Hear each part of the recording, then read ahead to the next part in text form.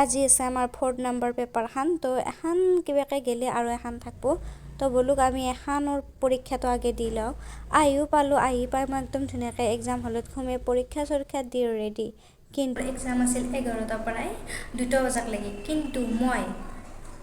12:50 exam হলৰ পৰা ওলাই আহিছোঁ তো আপোনালোকে গেছ কৰক যে মোৰ এক্সামটো কিমান বেছি ভাল হ'ব লাগিব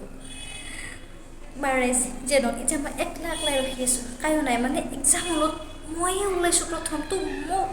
মোক কাক লগ পাম এতিয়া চবেই এক্সাম দি আছে এতিয়া 1 ঘণ্টা টাইম মই লগৰকেইটাক ৰখি থাকিব লাগিব ভৰি জুকৰি মই বেঞ্চৰ ওপৰত ধুনীয়াকৈ বহি আছোঁ বহুত টাইম আৰু এইফালে সেইফালে চাইছোঁ কোনোবা যদি চিনাকি মানুহ পাওঁ তেনে লেকচাৰ মাৰিব পাৰোঁ পিছে নাই কায়ো নাই যে নহওক 1 ঘণ্টাৰ মূৰত ৰখাৰ পিছত 2টা বজাত তাকো 2টা পাছত এনতে ওলাই আহিছে তাৰে পিছত ডাইৰেক্ট আমি আহি পালোঁ জালুকবাৰীত যিটোহে যাম